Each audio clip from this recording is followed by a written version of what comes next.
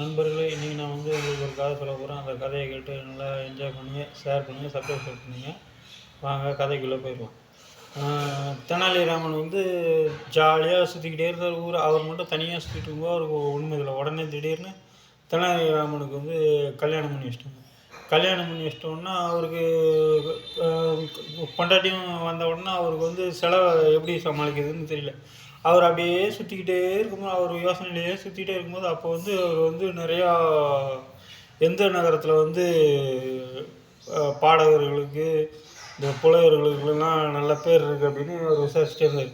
அப்போ வந்து ஒருத்தர் சொல்லியிருக்காரு, நீ இந்த மாதிரி விஜயநகரத்துக்கு போனேன்னா அங்கே வந்து உனக்கு வந்து நல்ல பேரும் புகழும் கிடைக்கும், அரசியலும் வேலைக்கு கிடைக்கும் அப்படின்னு.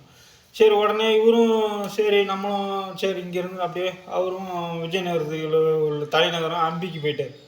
அம்பிக்கு போய் அங்கே இருக்கும்போது அவர் அரசரை போய் பார்க்கணும்னு போகிறார். ஆனால் அரசரை பார்க்குறது அவ்வளோ எளிதாக இல்லை. அப்படியே இருந்துட்டு இருக்கு.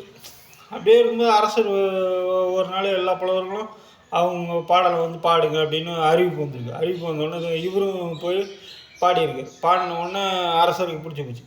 உடனே இளைஞனே உனக்கு என்னப்பா பரிசு வேணும் அப்படின்னு கேட்டிருக்கு. உனக்கு என்ன பரிசு வேணும்? உடனே அவர் வந்து அங்கே இருந்த அந்த செஸ் போர்டு பார்த்துருக்காரு. செஸ் போர்டு சதுரங்க பலகை, அதான் அந்த காலத்து சதுரங்க பலகையே பார்த்துருக்கு.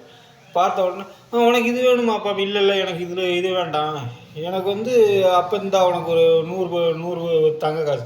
ஐயோ அதெல்லாம் எனக்கு வேண்டாம், எனக்கு ஒரே 1 மில்லிகிராம் தங்கம் மட்டும் போதும் அப்படின்ட்டு. ஒரே 1 மில்லிகிராம்? உடனே அரசவையில் இருக்கவங்களாம் சிரிச்சிருக்காங்க. சிரிச்ச உடனே இல்லை எனக்கு ஒரே 1 மில்லிகிராம் தங்கம் மட்டும் போதுன்றது.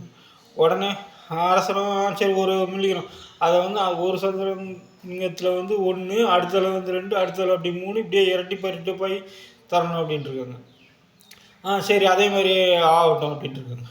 அதே மாதிரி ஆனோன்னா உடனே ஃபஸ்ட்டு 1 மில்லிகிராம் இப்படியே வச்சு கிலோ கணக்கு டன்னு அரசாங்க கஜானாவில் இருந்த மொத்த தங்கமும் காலியாச்சு. மொத்த தங்கமும் காலியானோன்னா அரசருக்கு ஒன்றுமே புரியல. உடனே தெனாலிராமன் அரசரை பார்த்து ஐயா சிரிச்சிருக்கான். உடனே சரி ஏனப்பா, எந்த ஒரு முடிவு எடுக்கிறதுக்கு முன்னாடி ஆளை சிந்திச்சு ஆராய்ச்சி பார்த்து தான் எடுக்கணும். நீங்கள் வந்து ஆராய்ச்சி பார்த்து எடுக்கலை, அதனால் அப்படின்ட்டு அவனும் சரி ஆராய்ச்சி பார்த்து அப்புறம் முடிவு எடுக்கணும்னு வச்சு எனக்கு தங்கலாம் வேண்டாம், உங்கள் அரசவையில் வந்து ஒரு சிறிய வேலை மட்டும் கொடுங்க அப்படின்ட்டுருக்காங்க. சிறிய வேலையா? சரி உனக்கு என்ன தெரியும்?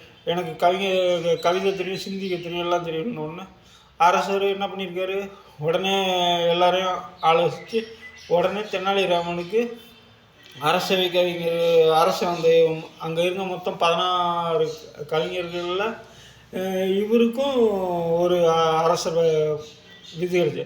அவர் அப்போ அந்த மாதிரி சமயோதிகமாக சிந்திச்சதை தெரிஞ்சு இவருக்கு வந்து ஆலோசனை மந்திரி பதவி கொடுத்தாங்க.